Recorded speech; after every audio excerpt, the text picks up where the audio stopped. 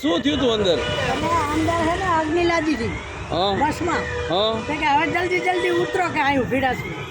એટલે અમે નીચે ઉતરી ગયું પાંચે. કેટલા પેસેન્જર હતા? ઘણા હતા તો 10-12 જેવા હતા.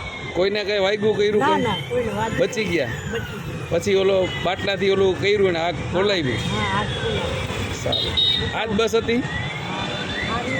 ક્યાંથી બેઠા હતા તમે? અહીંથી જ બેઠા હતા. બરાબર. તરકમ બાગ બેઠા. હા હા. આટલી ભવારી.